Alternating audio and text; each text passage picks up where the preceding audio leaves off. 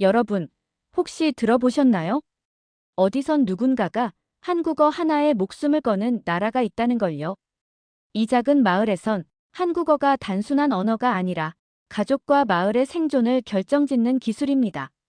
그 변화의 중심에는 뜻밖에도 한 영국인 교육 전문가가 있었습니다. 지금부터 그 놀랍고도 충격적인 이야기를 들려드리겠습니다. 딱 1초만요. 좋아요와 구독 부탁드립니다. 그럼 바로 시작하겠습니다. 저는 애너 윌리엄스입니다. 런던에서 교육학 박사과정을 마치고 UN 산하국제개발기구에서 일하게 되었죠. 그렇게 해서 네팔 카트만두 외곽의 작은 마을에 파견되었습니다. 첫날 아침, 숙소에서 나오자마자 놀라운 일이 벌어졌어요. 마을 사람들이 저를 보더니 안녕하세요 라고 인사를 건네는 겁니다. 처음엔 영어로 헬로라고 말하는 줄 알았는데 자세히 들어보니 분명히 한국어더라고요. 이상하네. 여기가 네팔 맞나? 저는 혼란스러웠습니다. 분명히 네팔어나 영어를 써야 할 텐데 왜 한국어가 나오는 건지 이해할 수 없었거든요. 마을을 둘러보니 더욱 충격적인 광경이 펼쳐졌습니다. 상점 간판에 한글이 적혀 있고 학교 앞 현수막에도 한국어가 가득했어요. 한국어 배우면 미래가 보입니다라는 문구가 눈에 띄더군요. 한 상점에 들어가서 물어봤습니다. 여기서 왜 한국어를 사용하시나요? 상점 주인이 웃으며 대답했어요. 선생님, 요즘 시대에 한국어 못하면 미래가 없어요. 우리 아이들 모두 한국어 배우고 있습니다. 그러더니 한국어 교재 한 권을 제게 건네주는 겁니다. 선생님도 배우세요. 여기서 살려면 필수예요. 저는 교육 전문가로서 이런 현상을 처음 목격했습니다. 외국어가 아닌 생존 언어로서의 한국어 말이죠. 영어도 아니고 중국어도 아닌 한국어가 이 작은 네팔 마을에서 이렇게 중요한 위치를 차지하고 있다니요. 학교를 방문해 보니 더욱 놀라웠습니다. 교실마다 한국어 수업이 진행되고 있었어요. 아이들이 열심히 한글을 따라 쓰고 한국어 발음을 연습하고 있더군요. 한 선생님이 저를 보고 말했습니다. 이 아이들에게 한국어는 꿈이에요. 한국에 가서 일할 수 있는 유일한 길이거든요. 그때 저는 깨달았습니다. 이곳에서 한국어는 단순한 외국어가 아니라 삶을 바꿀 수 있는 도구라는 것을요. 제가 지금까지 알고 있던 언어 교육의 개념을 완전히 뒤바꾸는 경험이었습니다. 마을 곳곳에서 들리는 한국어 소리, 아이들이 부르는 한국 동요, 어른들이 주고받는 한국어 인사. 모든 것이 낯설면서도 신기했어요. 그날 밤 저는 일기에 이렇게 썼습니다. 오늘 나는 언어의 새로운 힘을 발견했다. 한국어가 이 작은 마을 사람들에게 희망이 되고 있다는 것을 말이다. 다음 날 아침, 저는 마을의 주요 학교를 정식으로 방문했습니다.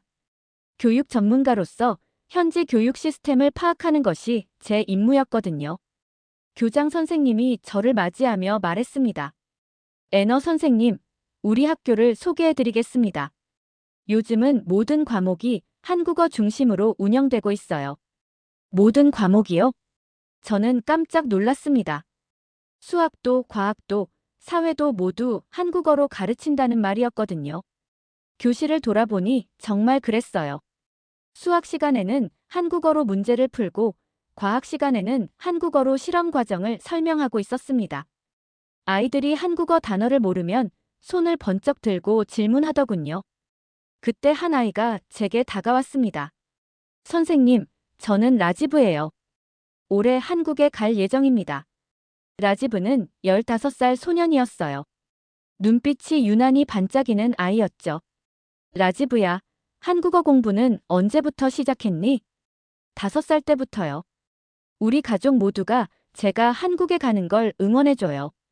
라지브의 집을 방문했을 때 더욱 놀라운 광경이 펼쳐졌습니다. 온 가족이 저를 둘러싸고 앉더니 이렇게 말하는 겁니다.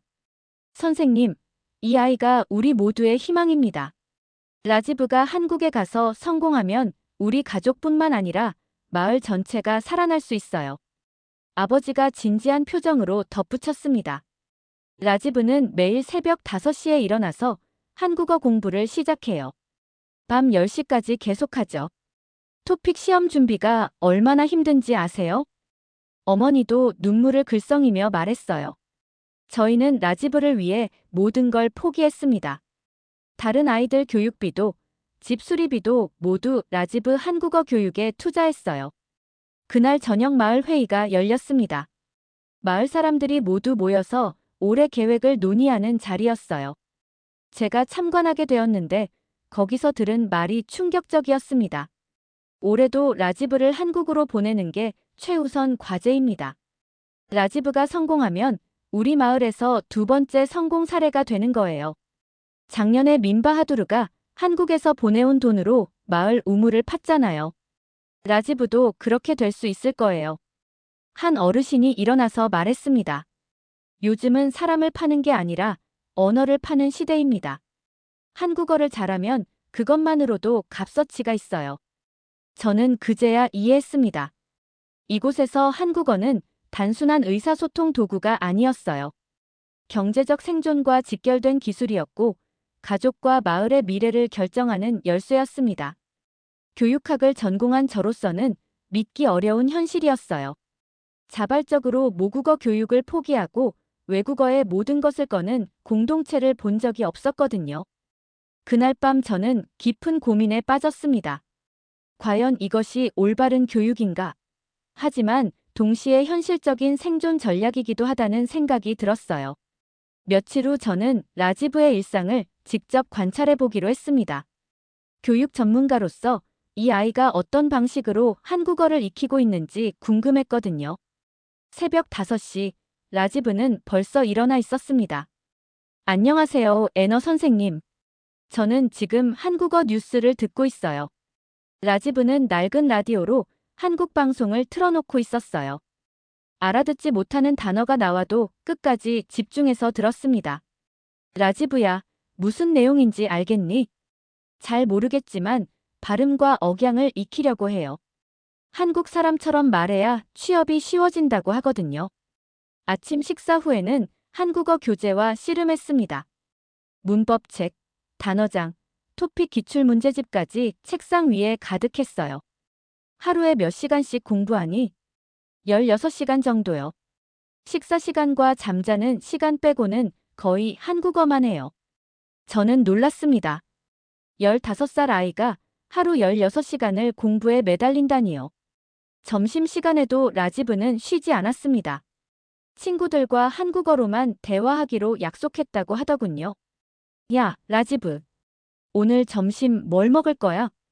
친구가 네팔어로 말하자 라지브가 손사래를 쳤어요. 아니야, 한국어로만 말하자. 점심에 뭐 먹을지 한국어로 말해봐. 점심에 밥 먹어요? 맞아. 그렇게 말하는 거야. 이 모습을 보며 저는 복잡한 감정에 휩싸였습니다.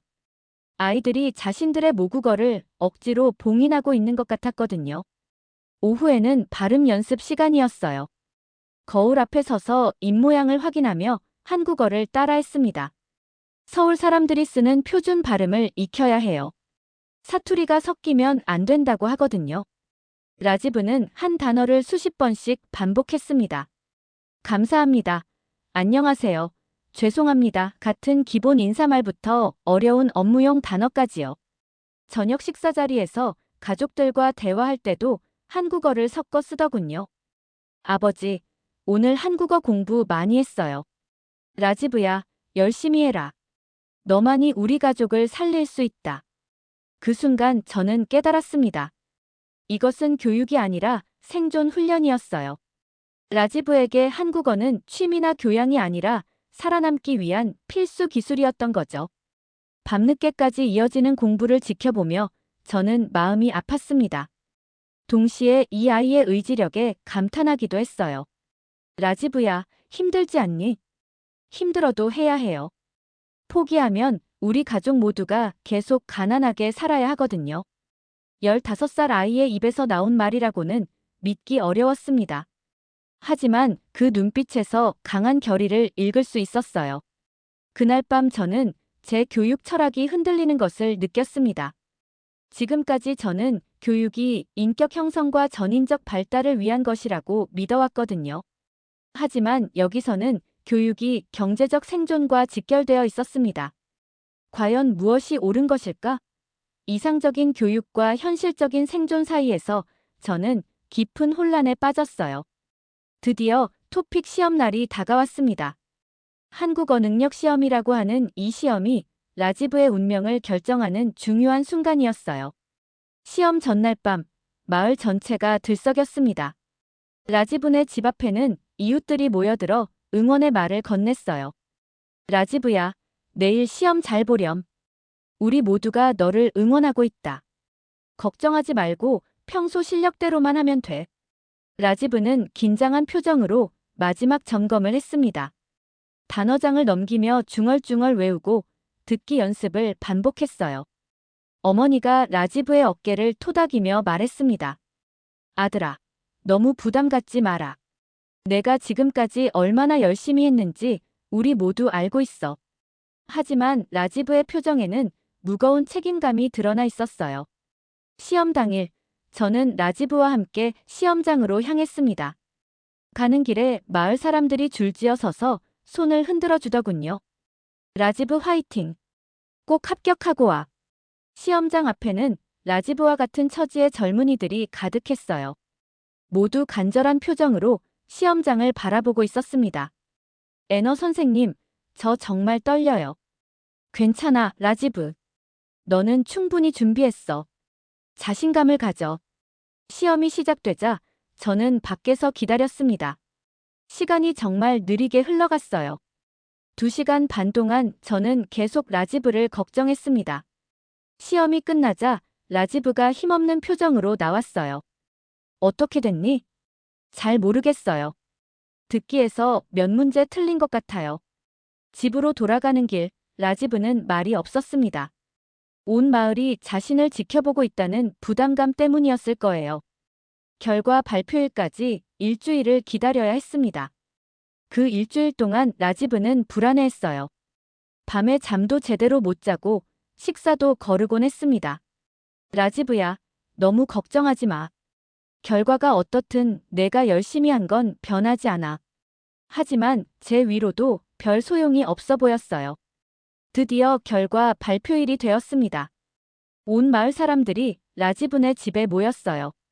컴퓨터 앞에 둘러싸고 결과를 확인하는 순간을 함께 기다렸습니다. 라지브가 떨리는 손으로 마우스를 클릭했어요. 화면에 숫자들이 나타났습니다. 합격. 그 순간 집안이 조용해졌습니다. 잠시 후 폭발적인 환호성이 터져 나왔어요. 합격이다. 라지브가 해냈다. 정말 고생 많이 했구나. 라지브 어머니가 눈물을 흘리며 아들을 끌어안았습니다. 아버지도 감격해서 말을 잇지 못했어요. 마을 사람들이 너도 나도 축하 인사를 건넸습니다. 어떤 할머니는 라지브의 손을 꼭 잡고 울음을 터뜨렸어요. 이제 우리 마을에도 희망이 생겼구나. 그때 저도 모르게 눈물이 났습니다. 처음으로 한국어의 진짜 힘을 느꼈던 순간이었어요. 한국어 한마디 한마디가 이 가족과 마을의 미래를 바꿀 수 있다는 걸 깨달았습니다. 라지브가 저에게 다가와 말했어요. 애너 선생님, 정말 감사해요. 선생님이 응원해 주셔서 용기가 났어요. 그 순간 저는 더 이상 관찰자가 아니었습니다. 이 감동적인 순간의 일부가 되어 있었어요. 토픽 시험 합격 후 2달 뒤, 라지브는 드디어 한국행 비행기에 몸을 맡겼습니다. 저도 후속 연구 명목으로 함께 서울로 향했어요. 라지브의 적응 과정을 지켜보는 것도 제 연구의 일부였거든요. 인천공항에 도착한 순간 라지브의 표정이 확 달라졌습니다. 와, 진짜 한국이네요. 모든 간판이 한글로 되어 있어요. 공항 곳곳에서 들리는 한국어 방송, 한글로 적힌 안내판들을 보며 라지브는 신기해했어요. 하지만 동시에 긴장한 기색도 역력했습니다. 애너 선생님, 제가 정말 여기서 살 수 있을까요? 물론이야, 라지브. 너는 충분히 준비했어. 서울 시내로 이동하는 버스 안에서 라지브는 창밖을 뚫어져라 쳐다봤습니다. 높은 빌딩들과 네온 사인, 복잡한 교통 상황 모든 것이 네팔과는 전혀 달랐거든요. 여기 사람들이 정말 빨리 걸어 다니네요. 말도 엄청 빨리 해요. 실제로 버스 안에서 들리는 한국 사람들의 대화는 라지브가 공부했던 것과 많이 달랐어요. 속어와 줄임말이 가득했죠. 라지브가 머물 기숙사에 도착했을 때가 첫 번째 시련이었습니다. 관리사무소에서 체크인을 하는데 직원이 빠른 속도로 설명하는 겁니다. 여기 서류 작성하시고요. 보증금은 카드로 결제 가능하고 방 열쇠는 여기 있어요. 화장실은 공용이고 세탁기는 지하에 있어요.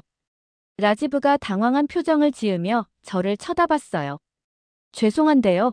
조금 천천히 말씀해 주실 수 있나요? 그러자 직원이 귀찮다는 듯이 한숨을 쉬더군요. 아이고, 외국인이구나. 영어 할 줄 아세요? 그 순간 라지브의 얼굴이 빨갛게 달아올랐습니다. 그렇게 열심히 공부한 한국어인데 첫날부터 좌절을 맛보게 된 거예요. 다음 날 라지브는 일자리를 구하러 나갔습니다. 미리 연락해둔 공장에 면접을 보러 간 거죠. 저도 함께 따라갔어요. 면접관이 라지브에게 질문했습니다. 한국어 잘해요?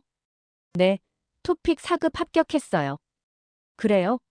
그럼 자기소개 해보세요. 라지브가 준비한 자기소개를 시작했는데 발음이 조금 어색했어요. 네팔 억양이 섞여 있었거든요. 발음이 좀 부자연스럽네요. 한국 사람들과 대화하는데 문제 없을까요?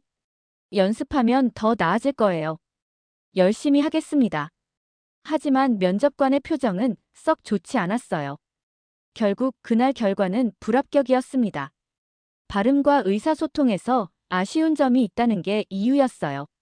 라지브는 크게 낙담했습니다. 그렇게 열심히 준비했는데 첫 관문에서 막힌 거였으니까요. 애너 선생님, 제가 한국어 공부를 잘못한 걸까요? 아니야, 라지브. 실제 현장과 교재는 다를 수밖에 없어. 시간이 필요한 거야. 그날 저녁 기숙사에서 라지브는 혼자 한국어 뉴스를 들으며 발음 연습을 다시 시작했어요. 좌절했지만 포기하지 않는 모습이 안쓰러우면서도 대견했습니다. 서울의 한글 간판들을 보며 저는 복잡한 심정이었어요. 라지브에게는 희망의 상징이었던 한국어가 현실에서는 또 다른 벽이 되고 있었거든요. 여기서 정말 살아남을 수 있을까? 라지브의 불안한 표정을 보며 저도 걱정이 앞섰습니다. 하지만 이것이 끝이 아니라는 걸 알고 있었어요. 진짜 시작은 지금부터였으니까요. 서울에 온 지 일주일이 지났을 때 라지브에게 예상치 못한 일이 벌어졌습니다. 갑자기 치통이 심해져서 병원에 가야 하는 상황이 된 거예요. 애너 선생님, 이가 너무 아파요. 어떻게 하죠? 라지브는 고통스러워하며 볼을 부여잡고 있었습니다. 한국 의료 시스템을 전혀 모르는 상황에서 병원 가는 것만으로도 큰 스트레스였어요. 걱정하지 마, 라지브. 내가 함께 갈게. 가장 가까운 치과를 찾아갔습니다. 접수할 때부터 라지브는 긴장했어요. 저 치료받고 싶어요. 네, 보험증 있으세요? 외국인 등록증이요. 아, 외국인이시구나. 괜찮아요. 진료 가능해요. 접수 직원이 친절하게 설명해주자 라지브의 표이 조금 밝아졌어요. 진료실에 들어가서 의사 선생님을 만났는데 정말 놀라운 일이 벌어졌습니다. 어디가 아프세요? 라지브가 어눌하게 대답했어요. 여기. 네. 아파요. 그러자 의사 선생님이 영어로 말을 바꿔주는 겁니다. 아, 감사합니다. 여기가 아파요. 라지브가 영어로 자신의 상태를 설명하자 의사는 꼼꼼히 들어주었어요. 진료 과정에서도 계속 영어와 한국어를 섞어가며 라지브가 이해하기 쉽게 설명해 주었습니다. 충치가 있네요. 치료하면 금방 나을 거예요. 걱정하지 마세요. 치료를 받는 동안 간호사도 계속 라지브를 배려해 주었어요. 아프면 손 들어주세요. 무서워하지 마세요. 라지브는 처음으로 한국에서 따뜻한 대우를 받는다며 감격했습니다. 치료가 끝나고 수납할 때도 놀라운 일이 있었어요. 생각보다 치료비가 비싸지 않았거든요. 이게 다예요? 정말요? 네, 맞아요. 처방전 받아서 약국에서 약 사드시고요. 약국에서도 마찬가지였어요. 약사가 친절하게 복용법을 설명해 주었습니다. 하루 3번, 식후에 드세요. 아프면 진통제도 함께 드시고요. 병원을 나오는 길에 라지브가 저에게 말했어요. 애너 선생님, 여기 사람들이 정말 친절해요. 처음으로 환영받는 기분이에요. 그때 한 간호사가 우리를 따라 나와서는 라지브에게 말을 걸었습니다. 한국 생활 어때요? 힘들죠? 네, 조금 어려워요. 처음엔 다 그래요. 시간이 지나면 적응될 거예요. 여긴 당신도 주인공이에요. 그 한마디에 라지브의 눈에 눈물이 글썽였습니다. 정말 감사합니다. 병원에서 돌아오는 길에 라지브는 완전히 달라진 모습이었어요. 자신감을 되찾은 것 같았습니다. 애너 선생님, 한국 사람들이 제 발음이 어색해도 이해하려고 노력해주는 것 같아요. 맞아, 라지브. 언어보다 중요한 건 마음이야. 그날 이후로 라지브는 적극적으로 사람들과 대화하려고 노력했어요. 편의점에서 물건을 살 때도, 지하철에서 길을 물을 때도 한국어로 먼저 시도해봤습니다. 실수해도 괜찮아요. 천천히 배우면 돼요. 한 편의점 사장님이 라지브에게 해준 말이었어요. 저는 그제야 깨달았습니다. 한국이 단순히 일자리를 제공하는 나라가 아니라 외국인도 품어주는 따뜻한 공동체라는 것을요. 라지브도 마찬가지였어요. 이제 한국어 실력보다는 한국 사람들의 마음을 이해하게 되었거든요. 한국이 사람을 안아주는 나라구나. 라지브의 이 말이 제 가슴에 깊이 와닿았습니다.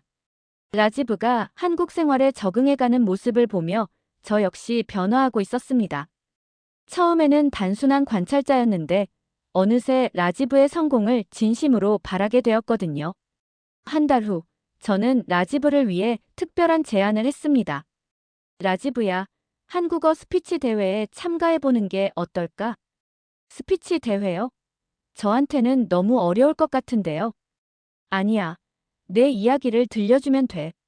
내가 왜 한국어를 배우게 되었는지, 한국에서 어떤 꿈을 키우고 있는지 말이야. 처음에는 망설이던 라지브였지만 결국 도전해보기로 했어요. 저는 라지브의 연습 파트너가 되어주었습니다. 한국어는 제게 무엇인가요?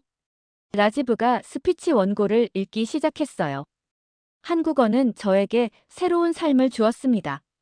네팔에서는 가난한 농부의 아들이었지만 한국어를 배우면서 꿈을 갖게 되었어요. 발음이 조금 어색하긴 했지만 진정성이 느껴졌습니다. 매일 저녁 1시간씩 연습했어요. 저는 라지브의 발음을 교정해주고 표현을 더 자연스럽게 만들어주었습니다. 라지브야, 여기서 감정을 더 담아봐. 내 진짜 마음을 보여주는 거야. 한국어는 제 2번째 심장입니다. 라지브가 이 문장을 말할 때마다 저도 감동했어요. 정말 그 아이의 마음에서 우러나오는 말이었거든요. 대회 당일, 저는 라지브보다 더 긴장했습니다. 무대 뒤에서 라지브를 격려했어요. 그걸 못하는 거 아무것도 없어. 내 이야기를 들려주기만 하면 돼. 네, 애너 선생님. 제가 할 수 있을 거예요. 라지브가 무대에 올라섰을 때 저는 떨리는 마음으로 지켜봤습니다. 안녕하세요. 저는 네팔에서 온 라지브입니다. 첫 문장부터 자신감이 넘쳤어요. 저에게 한국어는 단순한 언어가 아닙니다. 제 가족의 희망이고 저의 미래입니다. 청중들이 집중해서 듣기 시작했어요. 어릴 때부터 저는 가난했습니다. 하지만 한국어를 배우면서 꿈이 생겼어요. 언젠가 한국에서 성공해서 고향 마을을 도와주고 싶다는 꿈 말입니다. 라지브의 목소리에 점점 힘이 들어갔어요. 한국어를 배우는 건 정말 어려웠어요. 하지만 포기하지 않았습니다. 왜냐하면 한국어는 제 2번째 심장이거든요. 그 순간 청중들 사이에서 탄성이 터져 나왔습니다. 지금 저는 여기 서 있습니다. 한국어로 제 마음을 전하고 있어요. 이것만으로도 저는 행복합니다. 라지브가 마지막 문장을 마치자 회장 전체가 기립박수를 쳤습니다. 저도 눈물을 흘리며 박수를 쳤어요. 심사위원들도 감동했나 봅니다. 한 심사위원이 마이크를 잡고 말했어요. 정말 감동적인 스피치였습니다. 한국어에 대한 사랑이 느껴졌어요. 결과 발표에서 라지브는 장려상을 받았습니다. 1등은 아니었지만 충분히 의미 있는 성과였어요. 시상식이 끝나고 라지브가 저에게 달려왔습니다. 애너 선생님, 해냈어요. 정말 해냈어요. 정말 자랑스러워, 라지브. 내가 최고야. 그 순간 저는 깨달았습니다. 저는 더 이상 연구를 위해 라지브를 관찰하는 것이 아니었어요. 진심으로 라지브의 성공을 응원하고 함께 기뻐하는 동료가 되어 있었습니다. 애너 선생님 덕분에 용기를 낼 수 있었어요. 아니야, 라지브. 모든 건 내 노력의 결과야. 그날 저는 확신했습니다. 라지브는 반드시 성공할 거라고요. 그리고 저도 이 여정의 소중한 일부가 되었다는 것을요. 한국에서의 6개월이 지나고 저는 네팔로 돌아가야 할 시간이 되었습니다. 라지브는 이제 안정적인 직장을 구했고 한국 생활에도 완전히 적응했어요. 애너 선생님, 정말 많은 도움 주셔서 감사해요. 선생님이 없었다면 여기까지 올 수 없었을 거예요. 라지브야, 모든 건 내 노력이었어. 나는 그냥 옆에서 지켜본 것뿐이야. 네팔로 돌아가는 비행기에서 저는 깊은 생각에 잠겼습니다. 이 모든 경험이 저에게 어떤 의미였는지 곰곰이 되돌아봤어요. 마을에 도착하자 사람들이 저를 반갑게 맞아주었습니다. 애너 선생님, 라지브 소식 들었어요. 정말 잘 됐네요. 라지브가 보내온 사진을 봤는데 정말 건강해 보이더라고요. 마을 사람들의 밝은 표를 보니 제 마음도 따뜻해졌습니다. 며칠 후 저는 놀라운 제안을 받았어요. 마을 이장님이 찾아와서 말씀하시더군요. 애너 선생님, 우리와 함께 라지브 한국어 아카데미를 만들어주세요. 한국어 아카데미요? 네, 라지브처럼 한국으로 갈 아이들을 체계적으로 교육하는 곳이요. 선생님의 교육 전문성과 우리의 경험을 합치면 더 좋은 결과를 만들 수 있을 것 같아요. 저는 흥미가 생겼습니다. 단순한 연구가 아니라 실제로 도움이 되는 일을 할 수 있다는 생각이 들었거든요. 좋은 아이디어네요. 한번 시도해 봅시다. 몇 주 후 라지브 한국어 아카데미가 문을 열었습니다. 저는 교육 커리큘럼을 담당하고 마을 사람들은 실제 경험을 바탕으로 한 조언을 해주었어요. 가장 혁신적인 아이디어는 유튜브 생중계 교육이었습니다. 한국에 있는 라지브와 실시간으로 연결해서 생생한 한국 생활을 공유하는 거였어요. 안녕하세요, 여러분. 여기는 서울입니다. 화면 속 라지브가 손을 흔들며 인사했어요. 오늘은 한국 직장에서 자주 쓰는 표현들을 알려드릴게요. 마을 아이들이 화면을 뚫어져라 쳐다보며 열심히 메모했습니다. 라지브 형, 한국 음식 중에 뭐가 제일 맛있어요? 김치찌개요. 처음엔 매웠는데 지금은 너무 좋아해요. 이런 식으로 실제 생활 정보를 공유하니 아이들의 학습 동기가 훨씬 높아졌어요. 몇 개월 후에는 다른 마을에서도 벤치마킹을 오기 시작했습니다. 우리 마을에도 이런 교육 시스템을 만들고 싶어요. 어떻게 시작해야 할까요? 저는 이런 요청들을 받으며 뿌듯함을 느꼈습니다. 작은 시작이 점점 큰 변화로 이어지고 있었거든요. 어느 날 저는 마을 아이들 앞에서 특별한 강의를 했습니다. 여러분, 한국어는 단순한 언어가 아니에요. 아이들이 집중해서 들었어요. 한국어는 여러분의 꿈을 이루는 도구예요. 하지만 더 중요한 건 그 과정에서 여러분이 성장한다는 거예요. 한 아이가 손을 들고 질문했습니다. 선생님, 한국어 배우면 정말 성공할 수 있어요? 성공의 정의는 사람마다 달라요. 하지만 한 가지 확실한 건 한국어는 여러분에게 새로운 기회의 문을 열어줄 거라는 거예요. 저는 마지막으로 이렇게 말했습니다. 한국어는 언어가 아니라 미래를 여는 문입니다. 그 문을 여는 열쇠는 여러분의 노력과 꿈이에요. 그날 밤 일기를 쓰며 저는 이 모든 여정을 되돌아봤습니다.